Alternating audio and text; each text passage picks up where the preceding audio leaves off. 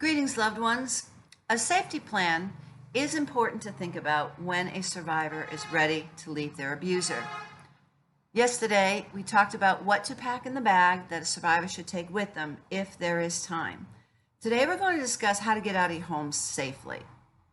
So to help get these messages out, please subscribe to our channel, follow us on Facebook, Instagram, and Twitter, hit the like button, and please share these messages with others because you never know, just by doing so, you could save a life. When you are ready to leave your abuser, your bag is packed, and your safety plan is in place, there are 8 important things to keep in mind. So let's talk about them. 1, you want to practice different ways to get out if you have to leave in a hurry or if you have to leave while your abusive partner is at home. So you need to think about how you're going to do it, and you need to practice it.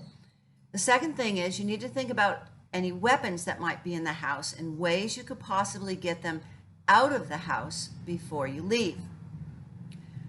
3, you need to consider what time of day is best to leave. If you can leave when your abuser's not at home, this is the safest option. If you can't, then think about alternative times to leave, such as when you're taking out the trash, walking the family pet, or going to the store. Again, practice these scenarios. We had a rescue that we did several years ago in which we knew that he would leave to go to work and she was supposed to take the kids to school. Actually, he took the kids to school and then went to work. She was supposed to do stuff in the house, and then she would come and meet him at work. And we had like a 90-minute window option. And he actually found out while we were in the middle of the escape, but she had escaped and she was on the way to our pickup point when he discovered that she wasn't where she was supposed to be. The 4th thing you need to do is you need to think about 4 places you could go.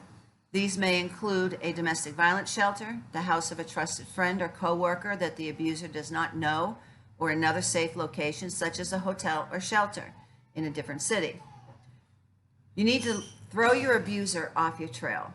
The domestic violence hotline suggests that survivors, you might consider creating a false trail if there's time. Like we did in our case, he thought that she was going to be at home and then go to the bank and then come to work. And by giving a false trail where they think that you are. To do this, you can do things like call motels or real estate agencies and schools in town that are at least 6 hours away from where you're planning to go.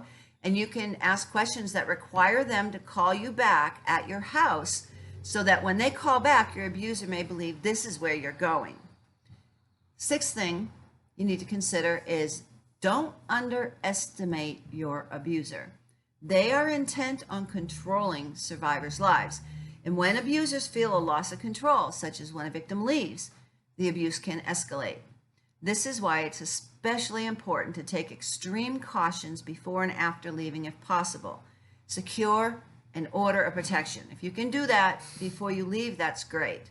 If you can't, then you need to do that immediately once you're in a safe place. Make sure your phone hasn't been hacked by your abuser. If it's feasible, get a new cell phone so you can't be traced. If you can't afford one, see if you can borrow one from a friend.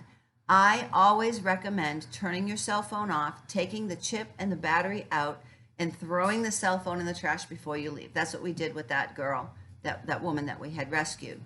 So write your important numbers down on paper so that you'll have them for another phone. Take steps to protect your identity and consider changing your school's children, and if you can, change your work hours. If you're staying in the same city, use different stores and go to different social spots. Number 7, you need to find emotional support by reaching out to a domestic violence advocate either in your area or through a national hotline. You don't have to do this alone. Even if your support system isn't there for you, there are people who will help you every step of the way.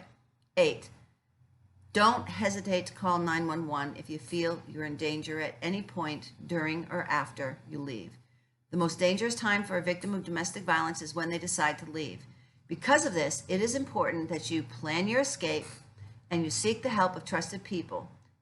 If you know of someone suffering violence, offer to help them and to be a resource for them. With 1 in 3 women experiencing domestic violence worldwide, the question is not if you will encounter a victim of violence. The question before God is, what will you do when you encounter them? You could be the person who saves a life. You are called. We are all called to be champions for justice.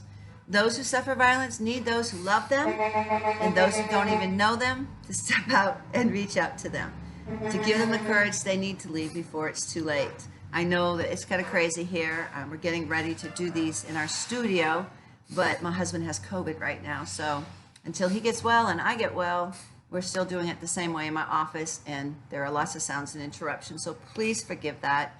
Help us get these messages out. Please subscribe to our channel, follow us on Facebook, Instagram, and Twitter. Hit that like button, and please share these messages with others. We're working hard to get them out, so you'll know if you encounter a victim, and you'll know what to do. And if you're a victim, you'll know that you can leave.